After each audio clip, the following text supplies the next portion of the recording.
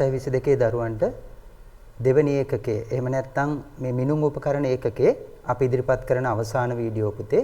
ඉතින් අද වීඩියෝ එකෙන් ඔයාලට විශේෂයෙන්ම ස්කන්ධය මැනීම සඳහා පාවිච්චි කරන විෂය නිර්දේශයේ ඇතුළත් තෙදඩු තුලාව පිළිබඳවත් ඒ වගේම ඉලෙක්ට්‍රොනික තුලාව පිළිබඳවත් ඊට පස්සේ කාලය මැනීම සඳහා භාවිතා කරන විරාම ගටිකාව සහ සංඛ්‍යාංක විරාම ගටිකාව පිළිබඳවත් අපි කතා කරන්න බලාපොරොත්තු වෙනවා. අපි එහෙමනම් පුතේ අද ඉස්සරළම මේ මිනුම් පාඩම යටතේ මිනුම් උපකරණ යටතේ ස්කන්ධය මැනීම සඳහා භාවිතා වෙන මිනුම් උපකරණ පිළිබඳ පුංචි අවබෝධයක් ගන්න බලමු. මොනවද මේ භාවිතා වන ස්කන්ධය මැනීම සඳහා භාවිතා වන මිනුම් උපකරණ? ස්කන්ධය මැනීමට භාවිතා වන මිනුම් උපකරණ. මේ මිනුම් උපකරණ ලැයිස්තුගත කරොත් පුතේ අපිට තියෙනවා කීපයක්ම. පළවෙනි එක අපි හිතමු තෙදඩු තුලාව ගමු. තෙදඩු තුලාව. ට්‍රිපල් බීම් බැලන්ස් කියලා අපි කියනවා. ඒ වගේම තව උපකරණයක් තමයි ඊට වඩා සංවේදීතාව වැඩි එකක් සිව් දඬු තුලාව. සිව් දඬු තුලාව. මේ තුලා දෙකම විද්‍යාගාරයට සීමා වෙනවා බොහෝ විට. ඔබ දන්නවා ඊට වඩා වැඩියෙන් ජනප්‍රිය තුලාව තමයි ඉලෙක්ට්‍රොනික තුලාව. ඉලෙක්ට්‍රොනික තුලාව. ඉලෙක්ට්‍රොනික තුලාව. හැමතැනම දකින්න තියෙන්නේ මේකද. ඊට අමතරව ඊටාම සියුම් මිනුම් ගන්න මයික්‍රෝග්‍රෑම් ප්‍රමාණයේ මිනුම් ගන්න අපි ඊටාම සංවේදී මිනුම් උපකරණයක් ස්කන්ධය මැනීමට පාවිච්චි කරනවා. ඒ තමයි රසායනික තුලාව. රසායනික තුලාව. මෙන්න මේ තුලා වර්ග 4 තිබුණත් අපේ සිලබස් එක සීමා වෙනවා. අපේ විෂය නිර්දේශය ඇතුළත් වෙන්නේ පුතේ මින් දෙකක් පිළිබඳ විතරයි. එකෙන් එකක් තමයි තෙදඩු තුලාව පිළිබඳ දීර්ඝ විස්තරයක් සඳහන් වෙනවා. කුඩා මිනුම 0.1 ග්‍රෑම් වෙච්ච. ඊට අමතරව මේ ඉලෙක්ට්‍රොනික තුලාව පිළිබඳ අපි පුංචි දෙයක් දැනගෙන ඉන්න ඕනේ. මේකේ ඒතකොට සංවේදීතාව දශම ස්ථාන දෙකකට ග්‍රෑම් වලින් මැන ගන්න පුළුවන්. 0.1 ග්‍රෑම්. හරි. එතකොට අනිකුත් උපකරණ භෞතික විද්‍යාව විෂය හදාරන දරුවන්ට තිබුණට අපට ඇත්තේ නැහැ. අපිට එතකොට විෂය නිර්දේශය තියෙන්නේ තෙදඩු තුලාව ඒකේ කොටස් මොනවද, කාර්ය මොනවද කියන එකත් තෙදඩු තුලාවකින් පාඨාංක ගන්නෙ කොහොමද කියන එකත් දැනගන්න ඕනේ. ඊට අමතරව ඉලෙක්ට්‍රොනික තුලාව තෙදඩු තුලාවෙන් වෙනස් වෙන්නේ කොහොමද? ඒකේ සංවේදීතාව පිළිබඳ දැනගන්නත් ඕනේ. ඊටාම සරල කොටසක් ඇතුළත් වෙන්නේ. හරි. අපි එහෙමනම් බලමු පුතේ මේකෙන් ඉස්සෙල්ලම මේ තෙදඩු තුලාවක් කොහොමද සකස් වෙලා තියෙන්නේ කියලා. අපි එහෙමනම් තෙදඩු තුලාව පිළිබඳ මූලික අවබෝධයක් ගන්න බලමු. ත්‍රිත්ව දඬු තරාදිය නැත්නම් තෙදඩු තුලාව අපි ඉංග්‍රීසි වචනේ පාවිච්චි කරොත් ට්‍රිපල් බීම් බැලන්ස් කියලා කියනවා. ඉස්සෙල්ලම අපි තෙදඩු තුලාවක තියෙන කොටස් සහ ඒ වගේ කාර්යයන් එකෙන් එක කතා කරමු. තෙදඩු තුලාවක තියෙන කොටස් සහ ඒවායේ කාර්යයන්. එතනදී ඔයාලට තේරෙනවා තෙදඩු කියන නමින්ම අදහස් වෙන්නේ. මේ මා අතේ තියෙන තෙදඩු තුලාවක තෙදඩු තුලාවක්. මේ තෙදඩු තුලාවේ නමින්ම කියවෙන දේ ඉදිරියෙන්ම තියෙන්නේ දඬු තුනක්. මූලිකව සකස් වෙලා තියෙන්නේ දඬු තුනක් සහිත තැටියක් සහිත ඒ වගේම ඒ දඬු තුන සහ තැටිය ස්කන්ධයක් කිරීමට අවශ්‍ය වන පරිදි රාමුවක් එක්ක සවි කරපු කොටස් ටික. ඒකෙන් අපි ඉස්සෙල්ලම දඬු තුන ගැන කතා කරොත් දඬු තුන නම් කරන්න හරිම ලේසි. ඉදිරියෙන්ම තියෙන දණ්ඩ ඉදිරි දණ්ඩ, මැද තියෙන දණ්ඩ මැද දණ්ඩ, පිටිපස්සේ තියෙන දණ්ඩ පසු දණ්ඩ. බොහොම ලේසියි එතකොට. එහෙනම් තෙදඩු තුලාවක තියෙන දඬු තුන මොනවද? ඉදිරි දණ්ඩ, මැද දණ්ඩ සහ පසු දණ්ඩ. එන්න දණ්ඩ තුනයි. දණ්ඩ තුනෙන් එතකොට පාඨාංක කියවීම තමයි කෙරෙන්නේ. අපි මේ වගේ කියවන්න පුළුවන් පාඨාංක ගැන පස්සේ බලමු. ඊළඟට තියෙනවා තරාදියේ ප්‍රධාන කොටසක් විදිහට තැටිය. තැටිය නැත්නම් වේදිකාව තියෙනවා. ඒතර වේදිකාව තියෙන්නේ ස්කන්ධය කිරා ගන්න වස්තුව ඒ මත තියන්නේ. වේදිකාව හේවත් තැටිය. හරි. එහෙනම් තැටියේ කාර්යයත් ඔයාලා දන්නවා. දඬු වල කාර්යය එතකොට පාඨාංක කියවීම. ඊට අමතරව මේ දඬු වල තියෙනවා එහා මෙහා ගෙන යන්න පුළුවන් ආරෝහක ටිකක්. ආරෝහක එහා මෙහා ගෙනියලා අපට අවශ්‍ය පරිදි සන්තුලනය කරගන්න පුළුවන්. ස්කන්ධයක් කිරනකොට මේ ආරෝහක එහා මෙහා ගෙනහිල්ලා අපි සන්තුලනය කරලා ස්කන්ධය කිරා ගන්නවා. එතකොට මේ එල්ලලා තියෙන කොටස් වලට කියන්නේ මොනවද? ආරෝහක. මේ ඉදිරි දණ්ඩේ ආරෝහකය, මේ මැද දණ්ඩේ ආරෝහකය, මේ පසු දණ්ඩේ ආරෝහකය. එහෙනම් දඩ තුනට අදාළව ආරෝහක තුනකුත් ඇතුළත් කරලා තියෙනවා. අපි මේකේ කොටස් ඇතුළත් විස්තරාත්මක රූපයක් බැලුවොත් මේ විදිහට ගන්න පුළුවන්. මේ තියෙන එතකොට ආරෝහක. ටිකක් විශාල කරලා අපි රූපේ බලමු. මේ තියෙන එතකොට ආරෝහක තුන. ආරෝහක තුන. හරි. මේ කොටස එතකොට රාමුව. රාමුවෙන් තමයි සියලු කොටස් එකට සම්බන්ධ කරලා තියෙන්නේ. ඊට පස්සේ මෙතන තියෙනවා සන්තුලන දර්ශකයක්. ඔබ දන්නවා ඕනෑම මිනුම් උපකරණයක් පාඨාංක ගැනීමට පෙර ශුන්‍යයන් සමපාත කරන්න ඕන.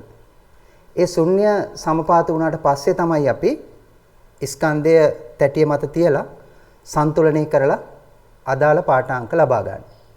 එහෙමනම් මෙතන මේ තියෙන්නේ මොකද්ද? සන්තුලන දර්ශකය. අපි මේ කොටසට කියනවා මෙන්න මෙතන මේ බිඳුවත් එක්ක සමපාත වන රේඛාවට අපි කියනවා සන්තුලන දර්ශකය කියලා. සන්තුලන දර්ශකය. සන්තුලන දර්ශකය මම කොටස් ටික වෙන වෙනම ලියන්නම් පස්සේ. හරි සන්තුලන දර්ශකය. ඊට අමතරව මේ සන්තුලනය වෙන්නේ නැත්තම් ඉස්සෙල්ලම අපි ශුන්‍යයන් සමපාතද කියලා බලද්දි තැටිය මත ස්කන්ධයක් තියන්න කලින් මේ ශුන්‍ය සමපාතදයි බලන්න ඕනේ. දැන් මේක සමපාත වෙන්නේ නැත්තේ මගේ හඬ වැදිලා හුලම් පාර වැදිලා කොච්චර හරි හෙල වෙනවා. මේක නිසලව තැනක තිබ්බොත් විශේෂයෙන්ම මෙතන විදුලි පංකාවකුත් ක්‍රියාත්මක වෙනවා. එහෙම විදුලි පංකාවත් ඕෆ් කරලා තිබුණොත් එහෙම මේක નિયમિત ශුන්‍ය එක්ක සමපාත වෙනවා. අපි හිතමුකෝ ඒත් සමපාත වෙන්නේ නැහැ කියලා. අන්න එහෙම සමපාත නොවුනොත් ඒක සන්තුලනය කරගන්න මේ පැත්තේ තියෙනවා සන්තුලන ස්කරූප්පුවක්. හැම මිනුම් උපකරණයකම සන්තුලනය කිරීම පාඨාංක ගැනීමට පෙර ශුන්‍යයන් සමපාතයි බැලීම අවශ්‍යයි පුතේ. මෙතනත් එතකොට සන්තුලනය වෙන්නේ නැත්තම් පාඨාංක ගැනීමට පෙර සන්තුලනය කිරීමට තියෙනවා සන්තුලන ස්කරූප්පුවක්. හරි. මම හිතනවා දැන් කොටස් ටිකේ නම් මතකයි. වේදිකාව නැත්නම් තැටිය, දඬු තුන, ඉදිරි දණ්ඩ, මැද දණ්ඩ, පසු දණ්ඩ, දඬු වල තියෙන ආරෝහක තුන, සන්තුලන දර්ශකය, මේ කොටස රාමුව, මේක සන්තුලන ස්කරූප්පුව. හරිනේ? කොටස් ටික ඔන්න හරි. ඊට අමතරව මේකෙන් විවිධ ස්කන්ධ කිරා ගද්දී අමතර බාර තියෙනවා. ඒ අමතර බාර තුනක් සාමාන්‍ය උපකරණයත් එක්ක එනවා. එක විට මේ අමතර බාර එල්ලන්න පුළුවන් මේකේ. අමතර බාර නැත්නම් අමතර ස්කන්ධ එල්ලන්න පුළුවන්. මේ අමතර ස්කන්ධ එල්ලන විදිහ. මෙතන එල්ලන්න පුළුවන් එකක්. ඒ කියන්නේ ඉදිරි දණ්ඩේ කෙලවර එල්ලන්න පුළුවන් මේ විදිහට තියෙනවා ඒ සඳහාම හදපු තැන. ඊට අමතරව පසු දණ්ඩේ කෙලවරත් ඒක එල්ලන්න පුළුවන් විදිහට තැනක් හදලා තියෙනවා. මෙතනත් හදලා තියෙනවා එල්ලන්න පුළුවන් විදිහට. අපි මේ වගේ කාර්යයන් වෙන වෙනම බලමු. හරි. එහෙනම් මම හිතනවා දැන් තෙදඩු තුලාවක තියෙන මූලික කොටස් ටික අපේ දරුවෝ දන්නවා. කොටස් ටික නම් වශයෙන් ලියා ගන්න අවශ්‍ය නිසා යම් දරුවෙකුට ඒක අවශ්‍යයි නම් මම මේ විදිහට ඒක සටහන් කරන්නම් කොටස් ටික පුතේ. අපි ඉස්සෙල්ලාම කීවා තැටිය නැත්නම් වේදිකා. වේදිකා. ඊට පස්සේ දඬු. දඬු තුන පිළිවෙලින් කියවොත් ඉදිරි දණ්ඩ, මැද දණ්ඩ හා පසු දණ්ඩ. දඬු තුන. ඊට පස්සේ දඬු තුන හා සම්බන්ධ ආරෝහක. ආරෝහක. ඊට පස්සේ ශුන්‍ය සමපාත කරන ලක්ෂයට අපි කියන්නේ සන්තුලන දර්ශකය. සන්තුලන දර්ශකය. කොටස් හතරයි. සන්තුලන දර්ශකය. ඊට පස්සේ සන්තුලනේ නොවුනොත් අපි ඒ සඳහා තියෙන සන්තුලන ස්කරූප්පුව. සන්තුලන ස්කරූප්පුව. සන්තුලන ස්කරූප්පුව. ඊට පස්සේ මොනවද පුතේ? ඊට පස්සේ තියෙන කොටස් කියන්නේ බලන්න. සන්තුලන ස්කෘප්පයෙන් පස්සේ තව තියෙන කොටස් මොනවද? රාමුවක් තියෙනවා. රාමුව. ඊට අමතරව අමතර ස්කන්ධ.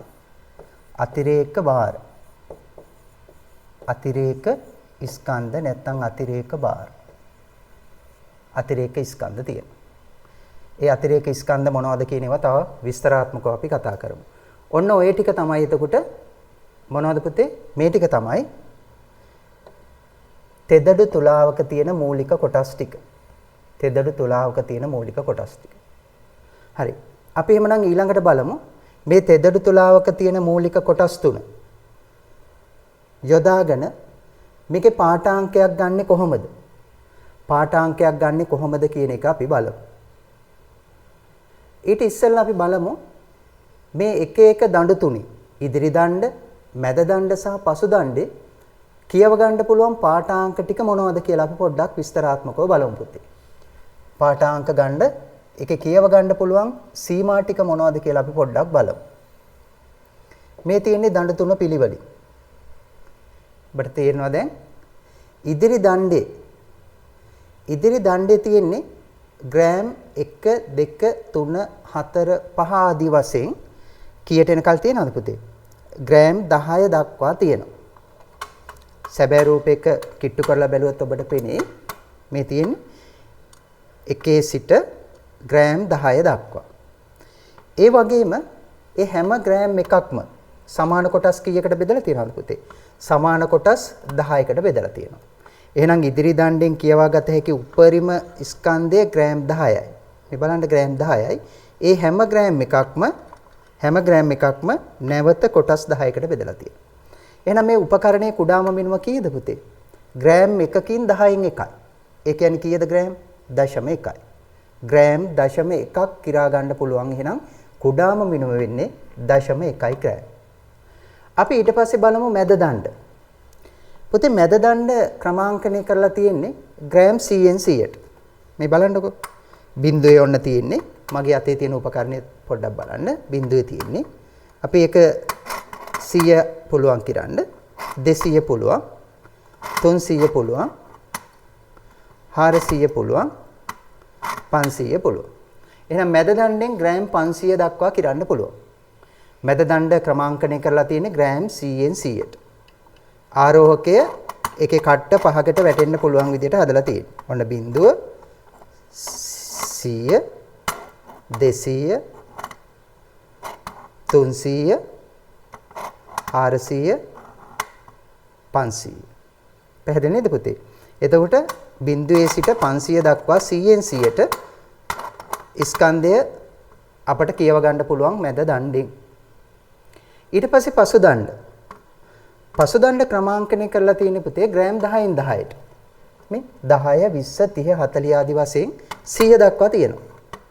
ස්ලයිඩ් එකේ පේන්නේ 50ට විතරයි. මේ හැබෑ උපකරණේ අපි අතේ තියෙනවා. මෙන්න ඒක එතකොට 100 දක්වා කිරා ගන්න පුළුවන්. එහෙනම් මට කියන්න වෙන අතිරේක ස්කන්ධ නොමැතිව අතිරේක බාර එල්ලන්නේ නැතුව මේකෙන් කිරා ගන්න පුළුවන් උපරිම ස්කන්ධය කොච්චරද පුතේ? මම ඔන්න ආරෝහක කෙලවරටම අරන් ගියා අරන් යන්න පුළුවන්.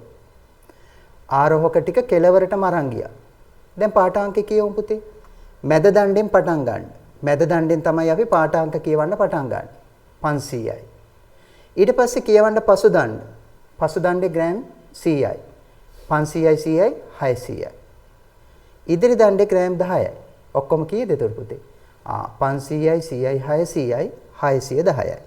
එහෙනම් දැන් අපිට තේරෙනවා අතිරේක ස්කන්ධ නොමැතිව කිරා ගන්න පුළුවන් උපරිම ස්කන්ධය ග්‍රෑම් 610යි. ග්‍රෑම් 610යි. ඇත්තටම ඔච්චරද කිරා ගන්න පුළුවන්? නෑ. අතිරේක ස්කන්ධත් යොදා ගනිමින් පුතේ මේකෙ මීට වඩා කිරා ගන්න පුළුවන්. මේ තියෙන්නේ එවැනි අතිරේක ස්කන්ධ දෙකක්. මේ උපකරණය සමග එන. මේ එකකින් නිරූපණය වෙනවා ග්‍රෑම් 1000ක්. එකකින් නිරූපණය වෙනවා ග්‍රෑම් 1000ක්. ඒකෙන් අදහස් කරන්නේ මේ ස්කන්ධයේ ග්‍රෑම් 1000ක් කියන එක නෙමෙයි පුතේ. මේ ස්කන්ධයෙන් නිරූපණය වෙන්නේ ග්‍රෑම් 1000යි කියන එක. මම ඒක පැහැදිලි කරන්නම්. මොකද මේකේ මූලධර්මය මම තාම විස්තර කරේ නැහැ. ගෝර්ණ මූලධර්මය. ඒ ගෝර්ණ මූලධර්මයත් එක්ක මම මේක හැබෑ ස්කන්ධයයි නිරූපිත ස්කන්ධයයි කියන්නේ මොකක්ද කියන එක පැහැදිලි කරන්නම් පුතේ. මේ ස්කන්ධය ග්‍රෑම් 1000ක් නිරූපණය වුණොත් මම මෙතන එල්ලුවොත් දැන් මොකද වෙන්නේ? මෙහෙම සන්තුලනය කළොත් තුලා තැටිය මත ස්කන්ධයක් තියලා දැන් කොච්චරද පෙන්වන්නේ පුතේ? 1000යි 610යි 1610ක් නිරූපණය වෙනවා. තවත් දීලා තියෙනවා අතිරේක අමතර ස්කන්ධයක්. මේ තියෙන්නේ යා. ඒකෙත් නිරූපණය වෙනවා ග්‍රෑම් 1000ක්. මම එය අනිත් පසුදණ්ඩ කෙලවර එල්ලනවා. දැන් කොහොම වෙයිද පුතේ? දැන් කොහොම වෙයිද? මෙයාගෙන් 1000යි. අනිත් පැත්තේ කෙනාගෙන් 1000යි ග්‍රෑම් 2000යි. මෙතන 500යි 2500යි. පිටිපස්සේ 100යි 2600යි. ඉස්සරහ 10යි 2610යි. එහෙනම් තෙදඩු තුලාවකින් කිරා ගන්න පුළුවන් උපරිම ස්කන්ධය කොච්චරද පුතේ? ග්‍රෑම් 2610යි. එක ගහලක් තියෙනවා මේකේ. 2610යි. ඊට අමතරව මේකට උත්තරේ දෙන්නකෝ. මේ උපකරණයත් එක්ක පුතේ තව එනවා ග්‍රෑම් 500ක් නිරූපණය කරන අතිරේක ස්කන්ධයකුත්. මම ඒක එල්ලුවා කියලා හිතන්න මෙතන. දැන් කොච්චරද පාඨාංකය? පිටිපස්සේ 1000යි ඉස්සරහ 500යි 1500යි නේද? 1500යි මේ 500යි 2000යි 2100යි 2110යි. දැන් කොච්චරද එහෙනම් නිරූපණය වෙන්නේ පුතේ? 2110ක්. 2110ක්. 500යි පිටිපස්සේ 1000යි 1500යි මැද දණ්ඩේ 500යි 2000යි පසු දණ්ඩේ 100යි 2100යි ඉදිරි දණ්ඩේ 10යි 2110යි 2110යි. හරි. මේ අයින් කරා 500 අයින් කරා. දැන් කියන්නේ ස්කන්ධේ පිටිපස්සේ එළලා තියෙන අතිරේක 1000යි 1500යි 1600යි 1610යි. හරි. මෙයත් අයින් කරලා 500 විතරක් එල්ලුවා. ඔච්චරනේ පුළුවන් නේද? හරි 500 එල්ලුවා. කීයද පුතේ? 500යි මැද දණ්ඩේ 500යි 1000යි පිටිපස්සේ 100යි 1100යි 1110යි 1110යි. පැහැදිලිද පුතේ? එහෙනම් මේ අතිරේක ස්කන්ධ තුන යොදාගෙන ඒ කියන්නේ 1000 නිරූපණය වන මේ දෙන්නත් ඊට අමතරව 500 නිරූපණය වන මෙන්න මෙයත් යොදාගෙන එහෙනම් උපරිම වශයෙන් කිරා ගන්න පුළුවන් 2610ක් නේද? 2610ක් කිරා ගන්න පුළුවන්. මේකේ කුඩා මිනුම කීයද එහෙනම්? 0.1 ග්‍රෑම්. හරි.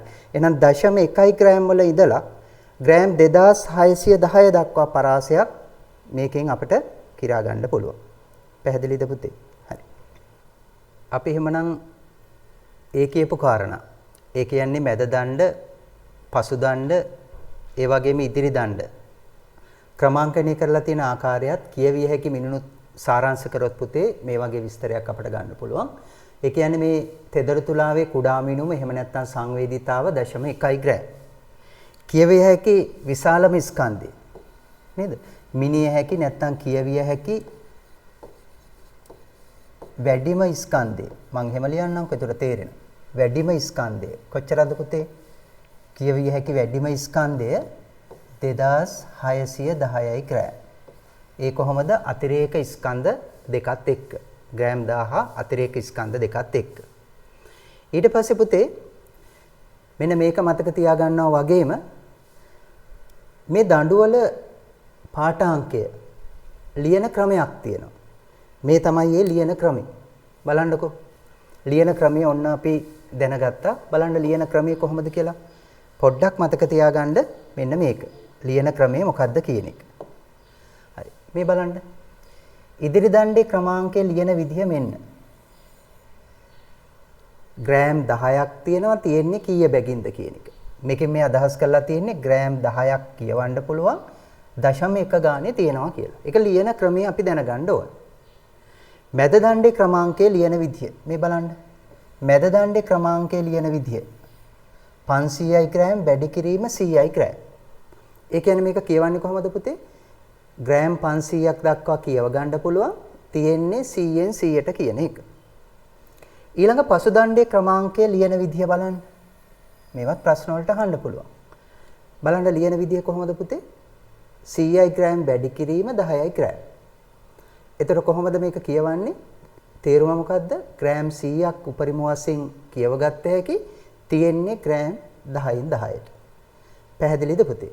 එහෙමනම් දැන් ඔයාලට තේරෙනවා තෙදඩු තුලාව කිව්වොත් මෙන්න මේ සාරාංශ කොටස් ටික මෙන්න මේ සාරාංශ කරුණු ටික පුතේ ඔයාලගේ හිතේ තියෙන්නම ඕනේ. ඔයාලගේ හිතේ තියෙන්නම ඕනේ. මේ තමයි ඒ කාරණා ටික. හරි නේද පුතේ? මේක එතකොට සටහනක් ලියන දරුවට අපේ ගෲප් එකේ නැතුව මේ වීඩියෝ එක බලන දරුවෙක් ඉන්නවනම් අනිවාර්යෙන් පුතේ අපේ වෙබ්සයිට් එකේ ලියාපදිංචි වෙන්න. මේ සටහන් අපේ ගෲප් වල ෂෙයා වෙනවා. ලියා ගන්න සටහන් ඔන්ලයින් Zoom වලින් කරන. එතකොට ඒ සටහන් තාම සවිස්තරව මේවා සඳහන් කරලා තියෙනවා. ඊට අමතරව මේක විතරක් කරන දරුවෙකුට උනත් මේ ප්‍රමාණවත් මේ සාරාංශ සටහන මේ ටික ලියාගත්තත් ඇති. හරි. අපි එහෙනම් ඊළඟට බලමු පුතේ මේ තෙදඩු තුලාව තුල පාවිච්චි වෙන මූලධර්මයේ අපි දන්නවා ගෝර්ණ මූලධර්මයේ. මෙන්න මේ ගෝර්ණ මූලධර්මයේ කොහොමද යෙදෙන්නේ කියන එක පොඩ්ඩක් අපි බලමු පුතේ. මේ තියෙන්නේ තෙදඩු තුලාවක දර්ශනය. නේද? තෙදඩු තුලාවක දර්ශනය. එතකොට අපේ දරුවෝ තේරුම් ගන්න ඕනේ මේකේ මූලධර්මය ගෝර්ණ සන්තුලන මූලධර්ම. මූලධර්මය මොකද්ද පුතේ? ගෝර්ණ සන්තුලන මූලධර්මය. ගෝර්ණ සන්තුලන මූලධර්ම. ගෝර්ණ සන්තුලන මූලධර්මය. යෙදෙන මූලධර්මයේ වෙන්නේ ගෝර්ණ සන්තුලන මූලධර්ම. හරිද පුතේ? ගෝර්ණ සන්තුලන මූලධර්ම. එහෙමනම් ගෝර්ණය වන අක්ෂයක් නැත්නම් ගෝර්ණය වන ලක්ෂයක් තියෙන්න ඕනේ. අපි බලයේ පාඩමේදී ගෝර්ණය ගැන සම්පූර්ණ විස්තරයක් ඉගෙන ගන්නවා පුතේ. එතකල් 22 දරුවන්ට ගෝර්ණය තාම දන්නේ අපේ ඊළඟ පාඩම බලයේ පාඩම. එතකොට දැනගන්න පුළුවන්. මේ තමයි එතකොට මොකද්ද? ස්කන්ධය තියෙන තැන. මෙතන තමයි අපි ස්කන්ධය තියන්නේ. ඊට පස්සේ මේ ආරෝහක එහා මෙහා ගෙන යමින් අපි සන්තුලනය කරනවානේ. සන්තුලන දර්ශකේ අපි සන්තුලනය කරනවා. එතකොට මේකේ ගෝර්ණය වන තැනක් තියෙනවා. මම ඒක උපකරණයේ අතට අරන් ඔයාලට පෙන්නන්නම්. කොහොමද මේ ගෝර්ණ මූලධර්මයේ මේ තුල ක්‍රියාත්මක වෙන්නේ කියලා මේ බලන්නකෝ. මෙන්න තැන. කොතනද? මේ රාමුව තැටිය සමග සම්බන්ධ කරලා තියෙන මෙන්න මේ කොටස. මෙන්න මේ ලක්ෂය. ඒ කියන්නේ තැටියේ අක්ෂයේ ඉඳලා මෙන්න මේ තැටියේ අක්ෂයේ ඉඳලා යම් දුරක් තියෙනවා එතෙන්ට. මෙන්න මේ කොටසේ. මෙන්න මෙතන. මේ හරහා තමයි එතකොට ගෝර්ණය වෙන්නේ. ඔන්න. මෙන්න මෙතන ගෝර්ණය වෙන්නේ. එතකොට ඔයාලා දන්නවා සමතුලිත අවස්ථාවේ මෙන්න මේ දුරයි මෙතන ඉඳලා මේ ආරෝහක වලට තියෙන දුරයි එක්ක අපිට පුළුවන් මේ ආරෝහක අපි හිතමුකෝ එකක් මෙතන තියෙන්නේ අනික මෙතන තියෙන්නේ අනික මෙතන තියෙන්නේ කියලා. එහෙමනම් අපිට පුළුවන් මේ අක්ෂය වටා නේද? අක්ෂය වටා ගෝර්ණය සලකන්න. දක්ෂිනාවර්ත ගෝර්ණය සහ වාමාවර්ත ගෝර්ණය අපිට සමාන කර හැකියි. එතන මෙතන තියෙන ස්කන්ධය මම M1 කියලා ගත්තොත් මේ පැත්තේ ආරෝහකවල ස්කන්ධය M2 කියලා ගත්තොත් මේ දුර මම x1 කියලා ගත්තොත් මේ දුර x2 කියලා ගත්තොත් පුතේ සන්තුලන අවස්ථාවේ නැත්නම් සමතුලිත අවස්ථාවේ මොකද්ද වෙන්නේ? ඔව් M1 වරක් x1 සමානයි M2 වරක් x2 වෙනවා. x2 වෙනවා. මේක තමයි එතකොට මේකේ පාවිච්චි වෙන මූලධර්ම. මෙයාගේ මේ දඬුවල දිග තීරණය කරලා තියෙන්නේ ඒ ගෝර්ණ සන්තුලන මූලධර්මයට අනුකූල වෙන විදිහට. දැන් අපේ දරුවන්ට අතන අමතර ස්කන්ධ එල්ලන අවස්ථාව හිතමු. මෙන්න මේ ස්කන්ධය මම මෙතන එල්ලුවා කියලා හිතන්න. ඇත්තටම ওই ස්කන්ධය තියෙන්නේ පුතේ ඇත්තම ස්කන්ධය ඔකේ වෙන්නේ ග්‍රෑම් 295යි. මේක ඇත්තම ස්කන්ධේ ග්‍රෑම් 295යි පුතේ. ග්‍රෑම් 295යි. හැබැයි මෙතන එල්ලහම මේ ලක්ෂ්‍ය එල්ලහම මේ තියෙන දුරත් එක්ක මෙයාගේ නිරූපණය වෙනවා කොච්චරද පුතේ? ග්‍රෑම් 1000. දැන් මේ කතාව තේරෙනවද? හැබැයි ස්කන්ධය 295යි. මේකේ හැබැයි ස්කන්ධය 295යි. ඒ 295 මෙන්න මේ x2 දුරින් මේ දුරින් එල්ලුවට පස්සේ නිරූපණය වෙනවා ගෝර්ණ සන්තුලනයට අනුව කොච්චරද පුතේ? කිලෝවක්. නැත්නම් ග්‍රෑම් 1000ක් නිරූපණය වෙනවා. පැහැදිලි ඇති දැන් ඔය කියන කතාව පුතේ. අපි ගෝර්ණයේදී මේක තවත් සවිස්තරව කතා කරමු. ඔයාලට මෙතන දැනගන්න ඕනේ ක්‍රියාත්මක වෙන්නේ මොකද්ද? ගූර්ණ සන්තුලන මූලධර්මය. එතකොට අතිරේක ස්කන්ධයක් එල්ලද්දි එයාගේ හැබෑ ස්කන්ධය 295ක් වුණාට ඒකෙන් නිරූපණය වෙනවා කිලෝවක් නැත්නම් ග්‍රෑම් 1000ක්. ඒ වගේම අපි හිතමු මේ ග්‍රෑම් 500 එල්ලුවා කියලා. මේ 500ක් නිරූපණය වෙන කෙනා. 500ක් නිරූපණය වුණාට මෙයාගේ ඇත්ත ස්කන්ධය ගත්තොත් පුතේ ඇත්ත ස්කන්ධය වෙන්නේ කොච්චරද පුතේ? ඔව් ඇත්ත ස්කන්ධය වෙන්නේ ග්‍රෑම් 147.5. ග්‍රෑම් 147.5. 147.5. පැහැදිලිද? අරයගෙන් අඩයි. 295න් අඩයි. 295න් අඩයි. 147ක් මේ කෙලවර එල්ලුවට පස්සේ හැබැයි යා නිරූපණය කරනවා ගූර්ණ මූලධර්මයට අනුව මේ දුර නිසා ග්‍රෑම් 500ක්. ඔන්න ඕක අපි අවබෝධ කරගන්න ඕනේ පුතේ. හැබැයි ස්කන්ධයක් කෙලවරට යන්න යන්න ඒකේ නිරූපණය වෙන ආගේ ඉහළ යනවා කියන මූලධර්මය අපි තේරුම් ගන්න ඕනේ. ඒක පොඩ්ඩක් හිතන්න. මේකේ ව්‍යුහගත ප්‍රශ්නවල ටිකක් සංකීර්ණ ගැටලු විසඳද්දී ඔය ගූර්ණ සන්තුලන මූලධර්මයත් එක්ක යෙදුණු ගැටලු දෙන අවස්ථා තියෙනවා. එවැනි ප්‍රශ්න වලට අපි උත්තර ලියන්න පුළුවන් වෙන්න ඕන. හැබැයි බලයේ පාඩමේ ගූර්ණය පිළිබඳ මූලධර්ම සියල්ල ඉගෙන ගත්තට පස්සේ පුතේ. පැහැදිලි නේද? හරි. එහෙනම් අන්න ඒ ටිකත් විශේෂයෙන් ඔයාලගේ සටහනට ඕනේ. තෙදඩු තුලාවේ මූලධර්මයේ කියද්දී ගූර්ණ සන්තුලන මූලධර්මයේ කියන එකත් මේ වගේ දල සටහනක් ඇඳගෙන මෙන්න මේ අතිරේක ස්කන්ධ වලින් නිරූපණය වෙන්නේ කොහොමද? ඇත්ත ස්කන්ධයක් 1000ක් බවට නේද? 295කින් 1000ක් 147.5කින් 500ක් නිරූපණය වෙන්නේ කොහොමද කියන එක ඔයාලා දැනගත යුතු කාරණා ටිකක් වෙනවා. හරි. ඔච්චරයි පුතේ. එතකොට දැන් අපි එහෙමනම් කොටස් දන්නවා. කොටස් දන්නවා. ඒවායේ කාර්යයන් ටික දන්නවා. මේකේ මූලධර්මය මොකක්ද කියන එක දන්නවා. ඉතින් මම හිතනවා ඔය අවබෝධය හොඳටම ප්‍රමාණවත් මේකෙන් අහන ප්‍රශ්න ටිකට උත්තර දෙන්න. අපි ඊට පස්සේ බලමු පුතේ මෙයා භාවිතා කරලා පාඨාංක ගන්නෙ කොහොමද කියන එක. මෙයා භාවිතා කරලා පාඨාංක ගන්නෙ කොහොමද කියන එක. කොහොමද තෙදඩු තුලාවක් පාවිච්චි කරලා පාඨාංක ගන්න?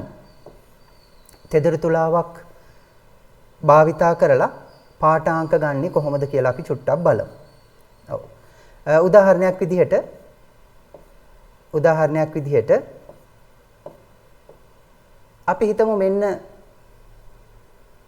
දඬු තුනේ පාඨාංක සන්තුලන අවස්ථාවේ මෙහෙම දුන්නා කියලා හිතන්න. මේ බහුවර්ණයක් යොමු වෙන ආකාරය. මෙහි දක්වා ඇත්තේ තෙදඩු තුලාවකින් පාඨාංක ගන්නා විට දඬු තුනේ පාඨාංකයි නැත්තම් කියවීම්ය.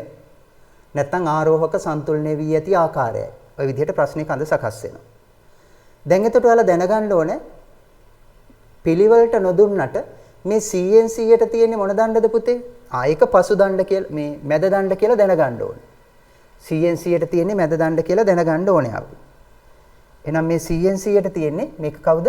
මේක මැද දණ්ඩ. හරි. මේක කවුද? ග්‍රෑම් 10න් 10ට තියෙන්නේ. මේක පසු දණ්ඩ. මේ කවුද? ඉදිරි දණ්ඩ. ඉදිරි දණ්ඩ. හරි. එහෙනම් දණ්ඩ තුන දැනගත්තා. කොහොමද පාඨාංක කියවන්නේ පුතේ? අපි ඉස්සෙල්ලම කියවන්නේ කවුද? ඔව්. මැද දණ්ඩේ පාඨාංකය. මැද දණ්ඩේ පාඨාංකය කීයද පුතේ? ඔන්න අපි ලියනවා ග්‍රෑම් කොච්චරද? ග්‍රෑම් 500යි. ඊට පස්සේ පසු දණ්ඩේ පාඨාංකය ලියනවා නේද? ආරෝහකයේ මෙතෙන්ටනේ සම්පාත වෙලා තියෙන ග්‍රෑම් 500යි. පසු දණ්ඩේ පාඨාංකය කීයද පුතේ? ග්‍රෑම් 40යි. ග්‍රෑම් 40යි. ග්‍රෑම් 40යි. බලන්න. ඉදිරි දණ්ඩේ පාඨාංකය. මෙතන ග්‍රෑම් 5යි. මෙතන 6යි. මට කියන්න එහෙනම් පුතේ මේ එක කොටසකින් 0.1ක් නිරූපණය වෙන්නේ 5.1යි නේද? මෙතන 0.1යි. මෙතන කීයද පුතේ එහෙනම්? 0.2යි නේද? 0.2යි. එහෙනම් කීයද මෙතන? 5.2යි නේද? 5.2යි. බලන්න හරිද කියලා? ග්‍රෑම් 3යි 4යි 5යි මෙතන 6යිනේ. 0.1යි 5.1යි 5.2යි 5.3යි 5.4යි 5.5යි ආදී ලෙස යන්නේ. එහෙනම් කීයද ඒකේ? 5.2යි ග්‍රෑම්. 5.2යි ග්‍රෑම්. එහෙනම් සම්පූර්ණ පාඨාංකය කොච්චරද පුතේ? මේ තුනේ එකතුව ගන්නවා. අපි දන්නවා එතකොට එකතු කරාම කීයද පුතේ එන්නේ? මේ පැත්තේ 0.2යි 500යි 540යි 545යි. 545.2 ග්‍රෑම් මේකේ පාඨාංකය. හරි. බැරි වෙලාවත් අතිරේක ස්කන්ධ එල්ලලා තිබුණා නම් 500 හෝ 1000 අදාළ ගැටලුවේ විදිහට ඒ අදාළ ටික එකතු කරලා ගන්න පුතේ. මං හිතන්නේ පැහැදිලි දැන් අපේ දරුවන්ට පාඨාංකයක් කියවන ආකාරය. නේද මේ උදාහරණ ගැටලු දෙන විදිහ. හැබැයි මේ දක්වා 2020 පේපර් එක දක්වා තාම තෙදරි තුලාවෙන් බහුවර්ණයක්වත් අහලා නැහැ. ඉතින් මේකෙන් ව්‍යුහගත ප්‍රශ්නයක් දෙන්නත් පුළුවන්. බහුවර්ණ දෙන්නත් පුළුවන්. මිනුම් උපකරණ වලින් බහුවර්ණ හැවොත් එකයි අහන්නේ පේපර් එකේ. හැබැයි ව්‍යුහගත වලට දෙන්න පුළුවන් සම්පූර්ණ ප්‍රශ්නයක් වුණා. හරි. එහෙමනම් මම හිතනවා දැන් කොටස් දන්නවා, ඒවායේ කාර්යයන් දන්නවා, මූලධර්මයේ දන්නවා, ඒ වගේම පාඨාංකයක් කියවන ආකාරය දන්නවා. හරි. ඊට පස්සේ අපි බලමු පුතේ තව පොඩ්ඩක් අපි දැනගමු පුතේ මේ තෙදඩු තුලාවක් පාවිච්චි කරන්න පුළුවන් ආකාර මොනවද කියලා. හැමතිස්සෙම වේදිකාව මතමද ස්කන්ධය තියන්නේ නැහැ. තෙදඩු තුලාවක් මෙන්න මේ විදිහටත් පාවිච්චි කරන්න පුළුවන් පුතේ. මේක අපිට තියෙන ප්‍රැක්ටිකල් එකක්. පුතේ ඒකත් අපි දැනගෙන ඉමු. මෙන්න මේ තෙදඩු තුලාවේ තැටියට යටින් තියෙනවා සිදුරක්. ඒ තැටියට යටින් තියෙන සිදුරේ මෙන්න මෙතන අපිට පුළුවන් නූලක් ගැට ගන්න පුතේ. මෙතන නූලක් ගැට ගන්න පුළුවන්. අන්නේ නූල ගැට ගහලා මේ විදිහට ස්කන්ධයක් එල්ලලා යටින් එල්ලලා කිරන්නත් මෙයාගේ පුළුවන් පුතේ. යටින් ස්කන්ධය එල්ලලා කිරන්නත් තෙදඩු තුලාවේ පුළුවන්. හැබැයි එතකොට මෙන්න මේ වගේ කලම්පයක් මත කලම්ප කරලා මේක සිටවීම අවශ්‍යයි. ඒ කලම්ප කිරීම සඳහා තෙදඩු තුලාවේ පුතේ මෙන්න මේ තැන්වල කලම්ප කිරීම සඳහා සිදුරක් තියෙනවා. එහෙනම් එතන කලම්ප කරලා මේ විදියට උඩ සිටුවලා වේදිකාවක් මත නූලක් ආධාරයෙන් එල්ලලා කිරා ගන්න පුළුවන්. එහෙනම් මේ විශේෂ යෙදුමත් ඔයාලා දැනගෙන ඉන්න ඕනේ දෙයක්. මේක අපිට තියෙන්නේ පුතේ අපේ ප්‍රැක්ටිකල් 24ක් තියෙනවනේ. SF වල ප්‍රැක්ටිකල් 24ක් තියෙනවා. අන්නේ එක ප්‍රැක්ටිකල් එකක තියෙනවා ද්‍රව ස්ථිතිය පාඩමේ පුතේ ඝනත්වය නොදන්නා ඝන ද්‍රව්‍යයක සහ ඝනත්වය නොදන්නා ද්‍රවයක සාපේක්ෂ ඝනත්වය හොයන ප්‍රැක්ටිකල් එක. මෙන්න මේ සාපේක්ෂ ඝනත්වයේ ඝන ද්‍රව්‍ය හොයද්දිනොත් ඒ වගේම මෙන්න මේ නොදන්නා ඝනත්වය නොදන්නා ද්‍රවය හොයද්දිනොත් අපි තෙදඩු තුලාව යොදා ගන්නවා. ඒ යොදාගන්නේ මෙන්න මේ විදිහට. පැහැදිලිද පුතේ? එතකොට මේක විශේෂ අවස්ථාවක් තෙදඩු තුලාවේ පාවිච්චි වෙන්න. මම හිතන්නේ පැහැදිලි. මේ ප්‍රැක්ටිකල් එක නැවත විස්තර වෙන නිසා පුතේ ඉදිරියේදී මම ඒ ගැන ඊට වඩා කතා කරන්න මේ විදිහට පාවිච්චි කරන්න පුළුවන් කියන එක විතරක් ඔයාලා මේ වෙලාවේ දැනගෙන හිටියොත් ඒ හොඳටම ප්‍රමාණවත්. හරි. අපි එහෙමනම් පුතේ තෙදඩු තුලාවේ කතන්දරේ ඔන්න ඔය විදිහට නිමා කරනවා. ඔය කියපු කාරණා ටික ඔයාලා හොඳින් අවබෝධ කරගත්තා නම් තෙදඩු තුලාව පිළිබඳ යෙදෙන ඕනෑම ගැටලුවකට ඔයාලට සාර්ථකව උත්තර දෙන්න පුළුවන්.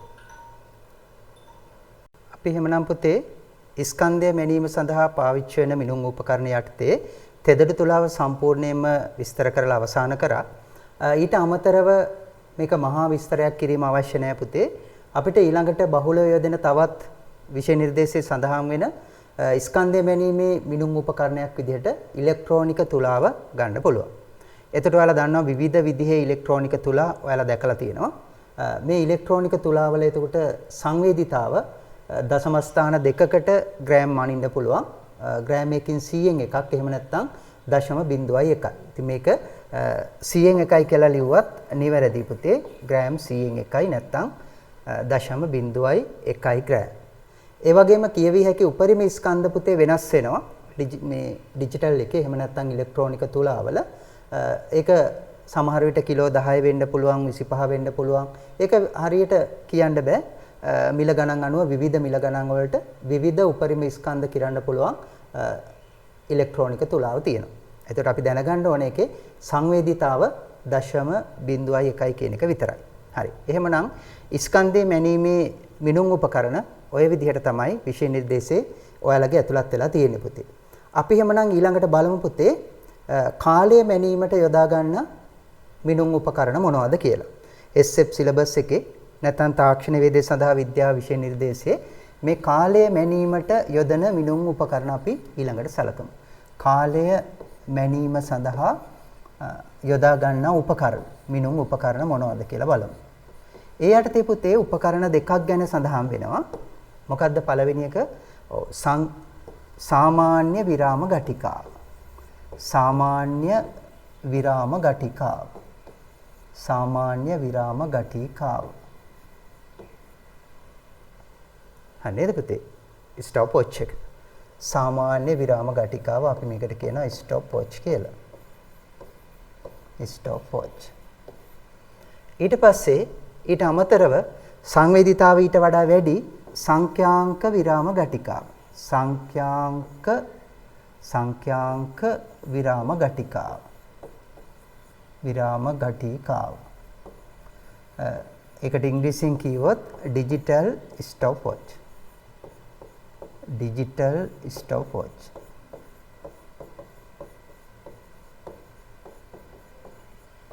ඔන්න ඔය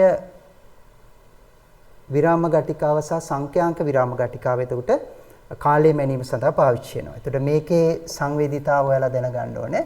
මෙයාගේ සංවේදීතාව දැනගන්න ඕනේ. අපි එහෙමනම් ඒ ගැන චුට්ටක් හදාරමු.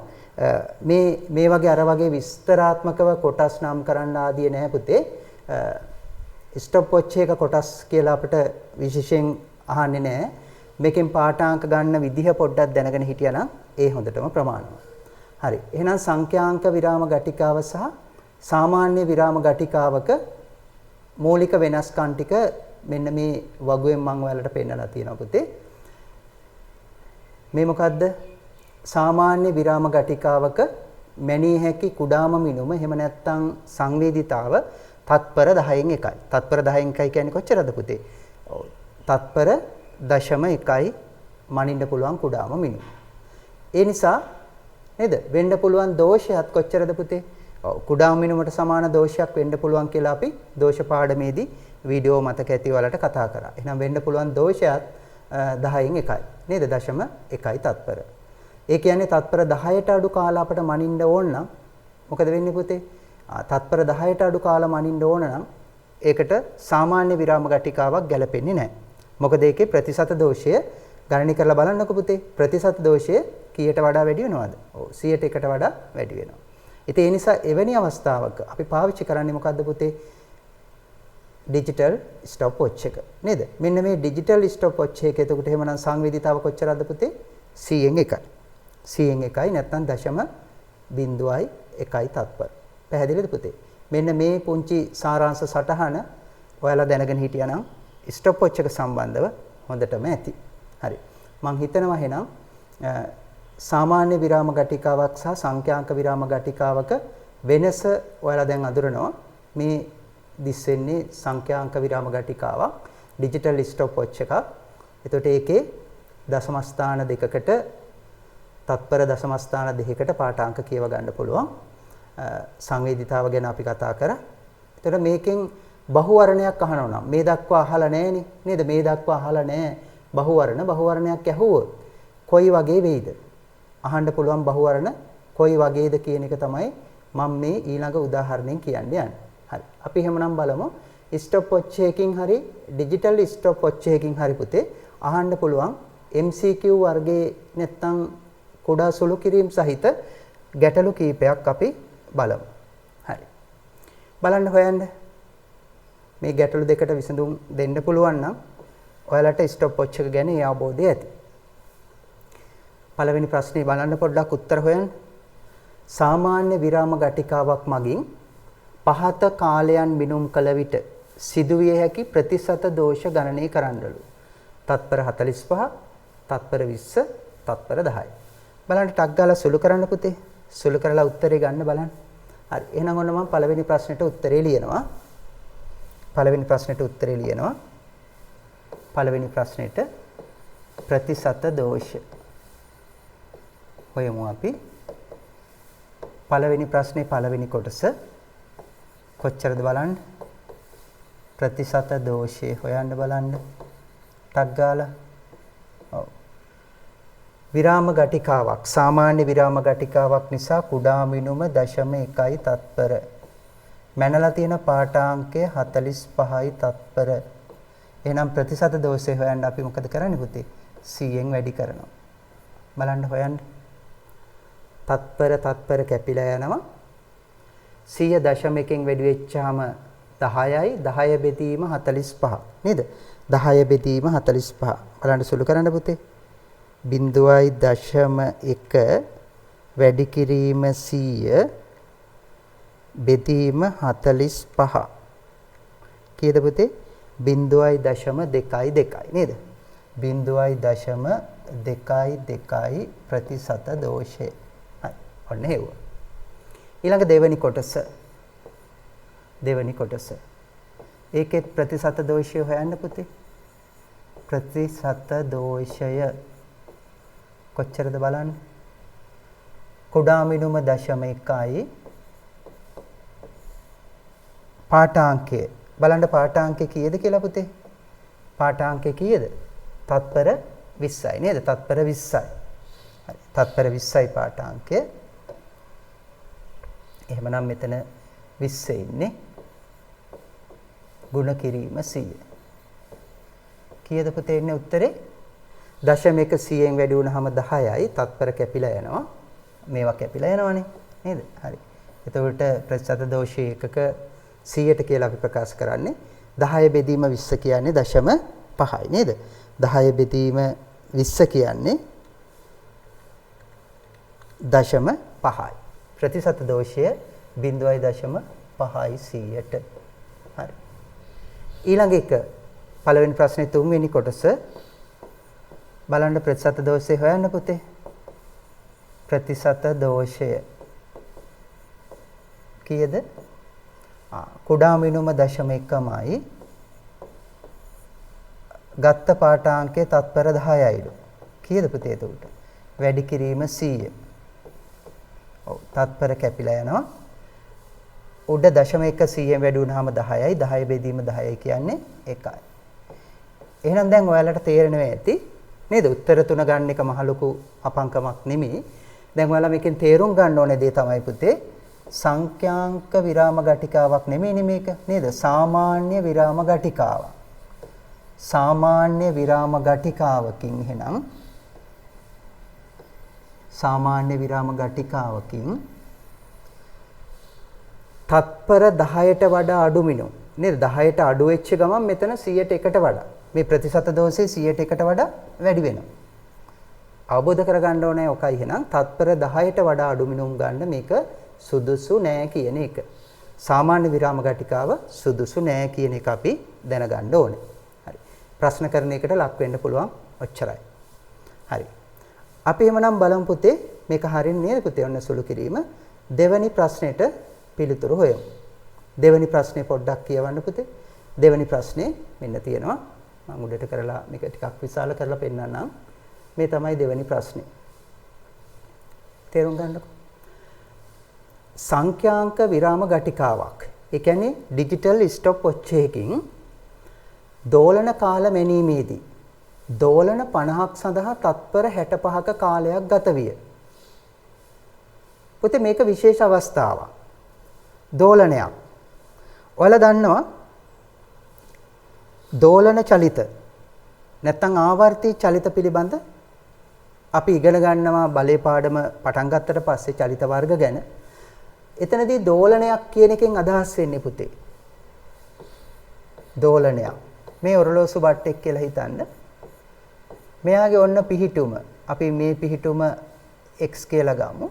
මේ x පිහිටුමේ ඉඳලා මෙයා මේ පැත්තට දෝලණය වෙලා ආපහු රවුම ගහගෙන මෙහෙම ගිහිල්ලා මෙතෙන්ට එනකොට නැවත ආපහු මෙතෙන්ට එනකොට අපි කියනවා එක දෝලනයක් සම්පූර්ණ වෙනවා කියලා. දෝලනයක් සම්පූර්ණ වෙනවා කියලා. එහෙනම් දෝලනයක් කියන්නේ කොහොමද පුතේ? මේක නම් ආරම්භක පිහිටුම මෙහෙම ගිහිල්ලා ආපහු එයා පහු කරගෙන ගිහිල්ලා මෙතෙන්ට එනකොට දෝලනයක් කියලා කියනවා. දැන් මෙන්න මේ වගේ ආවර්ති චලිත නැත්නම් මේ වගේ දෝලන චලිත මනිද්දි පුතේ අපිට සැරසෙද්දිම වෙලා ඉවරයි වැඩේ. ඒ කියන්නේ එක දෝලනයක් සඳහා ගත වෙන කාලය අපිට මනින්න හරි අමාරුයි. මොකද හේතුව ඩිජිටල් ස්ටොප් වොච් එක. ඩිජිටල් ස්ටොප් වොච් එක පුතේ සංවේදීතාව 0.1යි වුණාට තත්පර 0.1ක් වුණාට පුතේ මෙයාගේ ඊට වඩා සමහර විට වේගවත් චලිතය. ඒ නිසා ඒ වගේ වෙලාවක එක දෝලනයක් සඳහා ගතවන කාලය අපට හොයන්න අවශ්‍ය විට අපි ඒකට කියනවා ආවර්ත කාලය නැත්නම් දෝලන ආවර්ත කාලය කියලා අපි කියනවා. මෙන්න මේ එක දෝලනයක් සඳහා ගත වෙන කාලය මනින්න අවශ්‍ය වෙලාවට පුතේ අපි කරන්නේ බණ්ඩල් එකක් ගන්නවා. දෝලන එකක් නෙමෙයි දෝලන 50ක් විතර ගන්න. දෝලන 50ක් 20ක් 100ක් මෙන්න මේ වගේ ලොකු ප්‍රමාණයක් දෝලන රවුම් ගානක් හැබැයි ගන්නෙ නේද? අන්නේ දෝලන 10ක් 20ක් 50ක් වගේ යන්න ගත වෙන කාලය මැනලා තමයි එක දෝලනයකට ගත වෙන කාලය හොයන්නේ. ඒකෙන් වෙන්නේ ඇත්තටම මොකද්ද වෙන්නේ පුතේ? ඔව් ඒකෙන් වෙන්නේ අපි ප්‍රතිශත දෝෂය ගොඩක් අඩු කරගන්නවා. එක දෝලනයක් මයින්ද ගියොත් එහෙම අපිට ලැබෙන පාඨාංකය මැනගන්න ගොඩක් අමාරුයි. ඉතින් ඒ නිසා එවැනි අවස්ථාවක විශේෂයෙන් දෝලනවලදී පුතේ දෝලන චලිතවලදී අපි විරාම ගටිකාවක් පාවිච්චි කරනකොට අපි මනින්නේ බණ්ඩල් එකක්. යම් කිසි නිශ්චිත 10ක් 20ක් 30ක් 50ක් වගේ දෝලන බණ්ඩල් එකකට ගත වෙන කාලය. එහෙමනම් අපි මේ ප්‍රශ්නේ තේරුම් ගන්න ඕනේ අන්න ඒ කාරණාව විශේෂයෙන්. ඔව් බලන්නකෝ. සංඛ්‍යාංක විරාම ගටිකාවක් මගින් දෝලන කාල මැනීමේදී මේ බලන්න. දෝලන 50. දෝලන 50ක් සඳහා තත්පර 65ක් කාලයක් ගත වේ. එක් දෝලනයකට ගතවන කාලය කොච්චරද? ඔව් බොහොම සරලයි නේද? දෝලන 50කට තත්පර 65ක් නම් එක දෝලනයකට කොච්චරද හොයන්න මොකද කරන්නේ පුතේ? තත්පර 65 බෙදනවා කාගෙන්ද? දෝලන 50. එක දෝලනයක් සඳහා පැහැදිලි නේද පුතේ? දෝලන 50ක් සඳහා තත්පර 65ක කාලයක් ගත විය එක් දෝලනයක් සඳහා ගතවන කාලය. එහෙනම් කොච්චරද පුතේ? ඔව් දෝලන 50කට 65 නම් එකකට හොයන්න 65 බෙදීම 50. හරි. අපි එහෙමනම් උත්තරේ හොයමු. උත්තරේ සටහන් කරමු. මේ විදිහට උත්තරේ සටහන් කරමු. දෝලන 50කට යනවා තත්පර 65ක්. එහෙනම් දෝලන එකකට නේද? එක් දෝලනයකට ගත වෙන කාලය හොයන්න මොකද කරන්නේ පුතේ? ඔව්. එක් දෝලනයකට ගත වෙන කාලය හොයන්න 65 බෙදනවා. පැහැදිලි නේද පුතේ? 65 බෙදනවා 50. එතකොට උත්තරයක් එනවා. කීයද පුතේ එන්නේ? ඔව් 65ට 1යි. ඉතිරි 15යි 150ට 3යි. එහෙනම් එක් දෝලනයකට ගත වෙන කාලය හෙවත් කාලාවර්තයේ දෝලන ආවර්ත කාලය අපි මේකට කියන ආවර්ත කාලය කියලා. කොච්චරද පුතේ? 1.3. 1.3යි තත්පර. පැහැදිලි නේද පුතේ? හරි. 50කට 65 නම් එකකට 1.3. හරි. ඒ කොටස එතකොට ගැටලුවක් නැහැ. පළවෙනි කොටස හරි.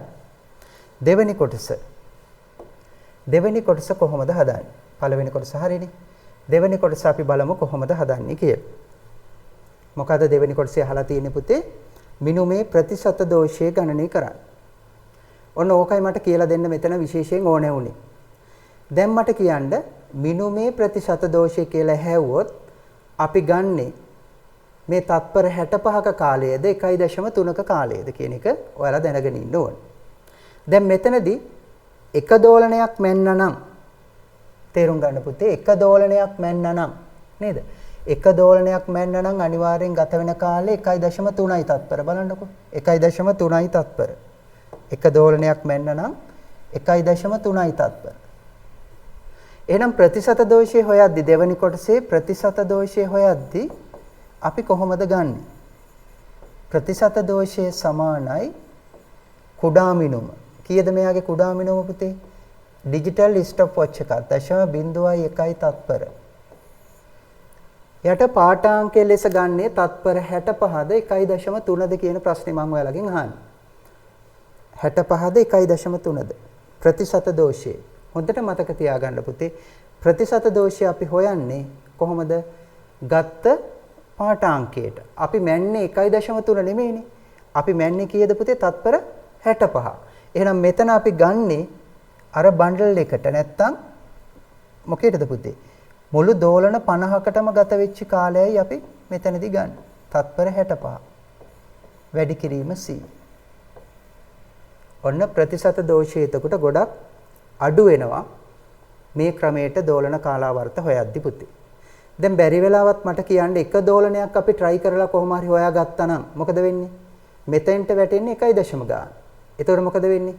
ප්‍රතිශත දෝෂය ගොඩක් ඉහළ යනවා. එහෙනම් දෝලන කාලාවර්ත මනිද්දි පුතේ බන්ඩල් එකක්. එහෙම නැත්නම් අර 50ක් 20ක් වගේ ලොකු දෝලන කාලයකට ගත වෙන කාලය මැනීමෙන් අපි ඇත්තටම කරලා තියෙන්නේ මොකද්ද පුතේ? ප්‍රතිශත දෝෂය අඩු කර ගැනීම. ප්‍රතිශත දෝෂය අඩු කර ගැනීම. ඉතින් මේක සුළු කරලා දාන්න ගාන අවසාන වෙන්න ඕන නිසා 1 බෙදීම 65. එතකොට උත්තරේ කීය දෙන්නේ පුතේ? 1 බෙදීම 65 සමානයි 0.115 නේද? හරි. 1 බෙදීම 65 කියන්නේ 0.115. බලන්න හරිද කියලා පුතේ? හරි නේද? 0.1 වැඩි කිරීම 100. එතකොට 1යි 1 බෙදීම 65 සමානයි 0.15 නේද? හරි. 0.015යි 100ට. නම් ප්‍රතිශත දෝෂය ගොඩාක් අඩු කරගන්න පුළුවන් මේ ක්‍රමයට. ඒක විශේෂයෙන් සටහන් කරගන්න පුතේ. දෝලන මැනීමේදී දෝලන 50 60 වගේ සංඛ්‍යාවල මිනුම් ගැනීමේ තියෙන වාසිය තමයි ප්‍රතිශත දෝෂය අඩු කරගත හැකි වීම. හරි. ඕක බහුවර්ණයකට අහන්න පුළුවන්. හරි. පුතේ අපි එහෙමනම් මිනුම් උපකරණවල සියලුම අන්තර්ගත විෂය නිර්දේශයේ කොටස් ටික මෙන්න මේ විදිහට වීඩියෝස් 5කින් 6කින් ඔයාලට අවසන් කරලා දීලා තියෙනවා. ඉතින් හොඳ දරුවෝ වගේ මේ වීඩියෝ නැවත නැවත බලමින් මේකේ අභ්‍යාස 5ක් දාලා තියෙනවා පුතේ වෙබ්සයිට් එකට. මිනුම් උපකරණ වලට අදාළව පෙරහුරු අභ්‍යාස 5ක් වෙන වෙනම විභාග ප්‍රශ්න ඇර අභ්‍යාස 5ක් දාලා තියෙනවා. ඉතින් අපේ ඔන්ලයින් ලයිව් ආපු දරුවෝ මේ අභ්‍යාස 5ම නිවැරදිව කරලා තියෙනවා. මම හිතනවා මේ අභ්‍යාස 5 කරාට පස්සේ ඔයාලට පුතේ කිසිදු ගැටලුවකින් තොරව මේ මිනුම් උපකරණ වල ලකුණු ටික ලබා ගන්න උදව්වක් වෙනවා. ඉතින් ඒ නිසා වීඩියෝ 5 නරඹපු දරුවෝ අපේ ගෲප් එකට ඇඩ් වෙලා හෝ එහෙම නැත්නම් අපේ වෙබ්සයිට් එකට ලියාපදිංචි වෙලා පුතේ මේ අභ්‍යාස 5 පිළිවෙලින් කරන්න. මේ හැම වීඩියෝ 6 හැම වීඩියෝ එකකටම අදාළව තමයි අභ්‍යාස දීලා තියෙන්නේ. ඒවා එකිනෙකට සම්බන්ධයි පුතේ. ඉතින් ඒ නිසා නෝට් එක ලියා ගන්නවා වගේම අභ්‍යාස ටික කරන්න. ඊට අමතරව channel එකට දාලා තියෙනවා පුතේ මේකේ අදාළ ප්‍රැක්ටිකල් ටික. සියලුම ප්‍රැක්ටිකල් ටික. ඒතර මේකේ ප්‍රැක්ටිකල් තියෙනවා පුතේ 3ක්. මොනවද? කැලිපරේ පාවිච්චි කරලා මිනුම් ගන්න හැටි. ඒ වගේම ස්ක්‍රූප් ආමානය පාවිච්චි කරලා මිනුම් ගන්න හැටි. ඒ වගේම චලන් වීක්ෂය භාවිතා කරන හැටි. ඉතින් මෙන්න මේ ප්‍රැක්ටිකල් තුනට අදාළ PDF එකක් පුතේ ඔයාලට පුළුවන් අපේ සයිට් එකේ ලියාපදිංචි වෙලා platform එකේ ලියාපදිංචි වෙලා ඒවත් ලබා ගන්න පුළුවන්. ඉතින් ඒවත් සම්පූර්ණ කරාට පස්සේ තමයි මේ ඒකකය නිවැරදි ලෙස සම්පූර්ණ වුණා වෙන්නේ. එහෙමනම් සියලු දෙනාට ආරාධනා කරනවා වීඩියෝ සියල්ල නොමිල දාලා තියෙනවා YouTube channel එකට. ඒ වගේම blog එකටත් දාලා තියෙනවා. ඒ වගේම සිප්පින් එකටත් දාලා තියෙනවා. සිප්පින් එකේ platform එකටත් දාලා තියෙනවා. මේවා නරඹලා අර කියන අභ්‍යාස ටික කරලා නිවැරදිව ඒකකය සම්පූර්ණ කරගන්න. එහෙමනම් පුතේ මෙතෙක් වෙලා රැඳී සිටීමෙන් YouTube channel එක හරහා සම්බන්ධ වුණු, ඒ වගේම group එකට ඇවිල්ලා සම්බන්ධ වුණු, ඒ වගේම website එක හරහා සම්බන්ධ වුණු, ඒ වගේම සිප්පින් blog එකට ගිහිල්ලා ඒ හරහා සම්බන්ධ වුණු සියලු දරුවන්ට ස්තුතිවන්ත වෙනවා. මිනුම් උපකරණ කියන දෙවෙනි පාඩම 22 දරුවන් වෙනුවෙන් කරපු මේ වීඩියෝ එකෙන් පස්සේ સમાપ્ત වෙනවා. එහෙමනම් ඒ සියලු වීඩියෝ නරඹලා subscribe කරන්න, ඒ වගේම comments දාන්න, ඒ වගේම අපේ site එකට සම්බන්ධ වෙලා පුතේ මේකට අදාළ පෙරහුරු අභ්‍යාස සියල්ල පරිශීලනය කරලා ඒකේ ප්‍රයෝජන ගන්න. ඒ වගේම note එක සම්පූර්ණ කරගන්න මේවා නැවත නැවත බලමින් ඒකට දාලා තියෙනවා PDF එක note එකත්. එතකොට ඒකත් සම්පූර්ණ කරගන්න ඒ සියලු කාර්යයන් ඔයාලට කරගත්තාම තමයි මේ දෙවැනි ඒකකය සම්පූර්ණ වුණා වෙන්නේ. එහෙමනම් මේකෙන් ලැබෙන සියලු ප්‍රශ්න වලට උත්තර ලියන්න ශක්තිය ධෛර්යය ලැබෙන්න කියලා ප්‍රාර්ථනා කරනවා මේ මොහොතේ මේ පාඩම අවසන් වෙන මොහොතේ. අපි එහෙමනම් ඊළඟට බලාපොරොත්තු වෙන්නේ පුතේ පස්වෙනි පාඩම ඔයාලට මේ විදිහට වීඩියෝ සරහා පස්වෙනි පාඩම බලය සහ ආචරණ කියන පාඩම දිගටම ඔන්ලයින් වීඩියෝ රෙකෝඩින් වලින් YouTube channel එකටත් ඒ වගේම සිප්පින් එකේ platform එකටත් අපි යොදමින් ඒවා පරිශීලනය කරන්න උත්සාහ කරමු. එහෙමනම් මේ මාසේ අගම සතිය දැන් ආරම්භලා තියෙන්නේ. ඔයාලට පුළුවන් දෙසැම්බර් මාසයේ 30 විතර ඉඳන් බලය පාඩමට අදාළ වීඩියෝස් ටික අපේ වෙබ්සයිට් එක හරහාත් ඒ කියන්නේ scienceporttechnology.lk වෙබ්සයිට් එක හරහාත් ඒ වගේම සිප්පින් වල platform එක හරහාත් ඔයාලට log වෙලා බලන්න පුළුවන්. හරි. එහෙමනම් ස්තුතියි දෙවැනි ඒකකයේ වෙනුවෙන් රැඳී සිටියාට.